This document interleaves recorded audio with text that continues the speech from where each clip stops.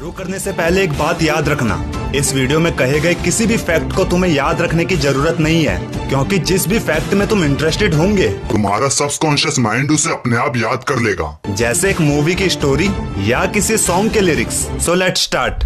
बड़ा बनने की सोची और स्ट्रेटेजीज बनाई, लेकिन इससे पहले कि तुम्हारा प्लान ए फेल हो, अपनी स्मार्टनेस का यूज करते हुए तुमने प्लान बी बनाया। क्या यहाँ तुमने सचमुच अपनी स्मार्टनेस का इस्तेमाल किया? तुम्हारा जवाब हाँ।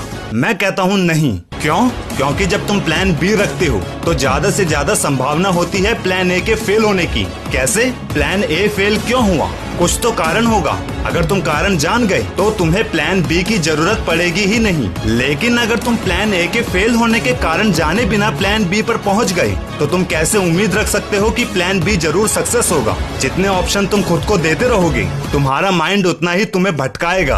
एक इंसान तुम्हारे काम की तारीफ करे, वहीं कोई दूसरा इंसान तुम्हारे कपड़ों की बुराई करे। तुम तारीफ भूल सकते हो, लेकिन बुराई भूलना मुश्किल होता है। शायद अभी जोश में आकर तुम ये कह सकते हो कि तुम्हें लोगों की बुराई से कोई फर्क पड़ता ही नहीं, लेकिन सच तो ये है कि एक नेगेटिव थिंग से बाहर निकलने के लिए तुम्हें कम से कम 5 पॉजिटिव चीजों की जरूरत पड़ेगी, क्योंकि हमारा माइंड नेगेटिव चीजों का साथ ज्यादा देता है। तुम जानते हो कि पब्लिक प्लेस पर चिल्लाने से सब तुम्हारी तरफ देखेंगे। वो पब्लिक तुम्हें किस अंदाज से देखेगी, अच्छे या बुरे? हो सकता है कि तुम सभी लोग ये कहो कि वो बुरे अंदाज से देखेगी। नहीं, ये डिसाइड होगा चिल्लाने के बाद तुम खुद को किस तरह प्रेजेंट करते हो। भीड़ का फायदा उठाना या भीड़ तुम्हारा फायदा उठाए। लोगों का ध्यान खींचना आसान है जो तुम कर सकते हो, और उस भीड़ को वो दिखाना जो तुम दिखाना चाहते हो, ये दोनों ही आसान है। फिर भी हैरानी की बात यह है कि लोग इसका फायदा उठा ही नहीं रहे। कारण हमारा कॉन्फिडेंस। अगर तुम इस एक्सपेरिमेंट को अपने सक्सेस के लिए पॉजिटिव वे में यूज करने जाओगे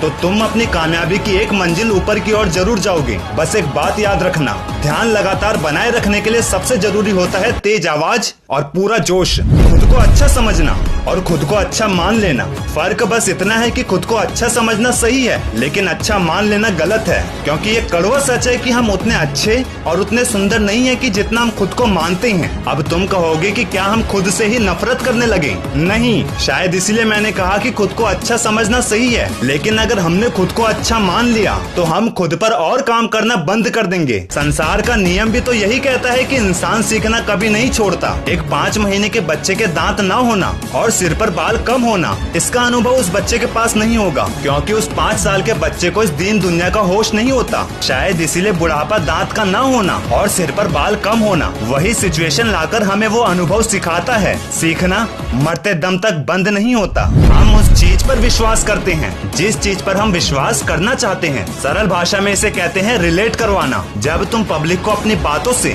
अपने एक्शन से रिलेट करवाना सीख जाओगे, तब लोग तुम्हारे पास अपने आप खींचे आएंगे। एक बात हमेशा याद रखना, तुम बिना साइकोलॉजी जाने भी सक्सेस हो सकते हो, लेकिन इसका ये मतलब बिल्कुल भी नहीं निकाला जा सकता कि साइकोलॉजी काम नहीं आती। तुम्हारी सक्सेस की जर्नी में साइकोलॉजी अपना काम तो जरूर करेगी, बस लोगों का ध्यान वहाँ नहीं जा पाता। वीडियो के एंड में बस इतना ही कहूंगा, तुम जानते हो कि एक मैजिशियन के पास असली मैजिक नहीं होता, वो उसकी ट्रिक होती है जो इल्यूजन क्रिएट करती है। ये सब जानने के बाद भी कि वो जादूगर असली जादूगर नहीं है, फिर भी हम उसकी ट्रिक क्यों देखते हैं? तुम साधारण शब्दों में यही कहोगे कि तुम्हें अच्छा लगता है, जबकि उस मैजिशियन की साइकोलॉजी का सच ये है, उसे तुम्हारा ध्यान खींचना आता है। वीडियो अच्छी लगे तो लाइक और सब्सक्राइब करके अपना प्यार जरूर देना।